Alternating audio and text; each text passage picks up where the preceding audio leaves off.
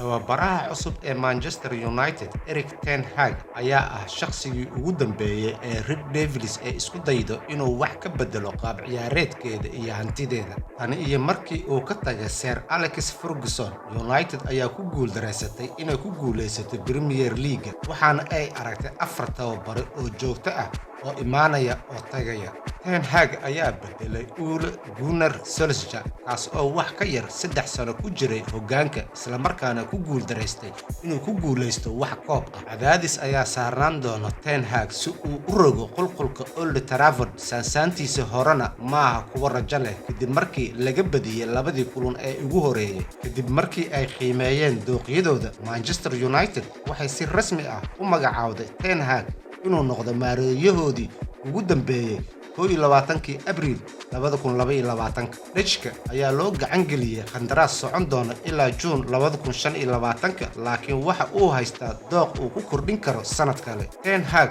ayaa yimid Old Trafford kadib 4 sano iyo bar oo uu hogaaminayay Ajax. Sida laga soo xigtay jariiradda The Sun, 52 sano jirka wuxuu qaataa 9 milyan gini sanadkii, 173 kun oo ginine toddobaadkii, isagoo ah tababaraha Manchester United. Mushaarkaas ayaa loo badinayaa in la kordhin doono haddii Ten Hag uu guulo ku gaaro Old Trafford, iyadoo la sheegayo in Pep Guardiola iyo Jurgen Klopp ay helaan lacag aad u badan. Ten Hag weligiisa ma la eriyay.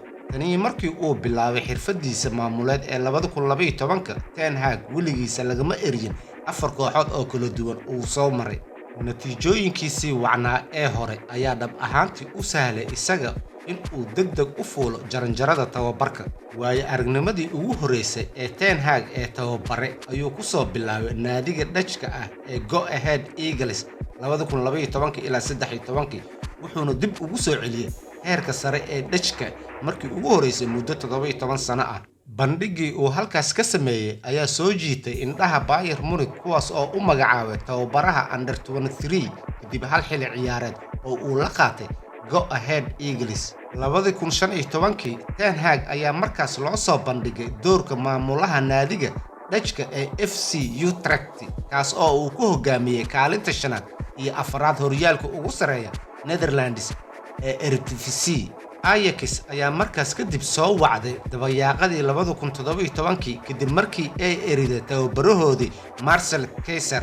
Ten Hag wuxuu kula soo dhameystay kooxda reer Holland isagoo ku soo guuleystay 3 koob oo horyaalka Eredivisie, wuxuuna si wanaagsan ugu hogaamiyay semifinalka UEFA Champions League 2018 ilaa 19. Ajax ayaa garaacday Real Madrid iyo Juventus iyagoo u soo baxay 4-dhamaadka, waxaana ay ilbiriqsiyo u jireen finalka ka hor inta uusan Lucas Moura oo u dheelayay Tottenham waqtigii dhimashada ka dhalan gool. Ciyaartiina ku soo gabagabowday Tottenham 3 Ajax 2. waxay u ahayd bilow argagax leh Ten Hag, iyadoo Manchester United ay guuldaro 2-1 kala kulantay Brighton ka hor inta aysan 4-0 ku garaacin Brentford oo marti ah.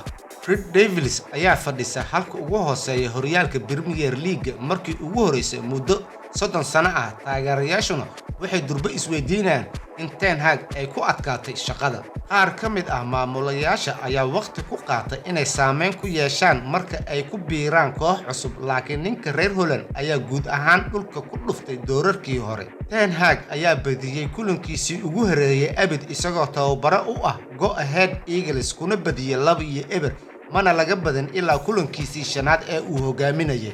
Waxay u ahayd bilow wanaagsan isaga oo Bayern Munich 2 u ahaa tababare 8 guulood oo toos ah. Utrecht si fudud uma ahayn marka uu Ten Hag ku badiyay kulankiisii ugu horeeyay ee 3-2 ka hor inta uusan soo laaban 4 kulan oo aan laga badin. Ten Hag ayaa markaas ku badiyay kulankiisii ugu horeeyay ee Ajax 2-0, mana laga badin ilaa kulankiisii 8aad ee ciyaarta. Waayihii ugu dambeeyay ee Man United sidaas darteed waxay ka dhigan tahay markii ugu horeysay ee Ten Hag xirfadiisa tababarnimo laga badiyay 2diisii kulan ee ugu horeeyay. Elon Musk ayaa sheegay inuu qorsheynayo inuu iibsado kooxda kubadda cagta Manchester United. Ganacsadaha tiknoolajiyadda ee bilyaneerka ah ayaa ku soo qoray iibsashada qoraal kooban oo uu soo dhigay bartiisa Twitterka Talaadadii, inkastoo aysan caddayn in hadalkiisu uu kaftan ahaa iyo in kale. Musk oo 51 jir ah ayaa 103 milyan oo taageerayaashiisa ah ugu soo qoray bartiisa Twitterka si aan u caddeeyo waxaan taageersanahay qaybta bidix ee xisbiga Jamhuuriga iyo qaybta midig ee xisbiga Dimuqraadiga. waxa uu intaa ku daray sidoo kale waxaan iibsanayaa Manchester United soo dhawow. Boostigiisa wuxuu si dhaqsi ah u soo jiitay dareen badan isagoo helay ku dhawaad 40,000 oo retweets ah iyo in ka badan 200,000 oo like dhowr saacadood gudahooda.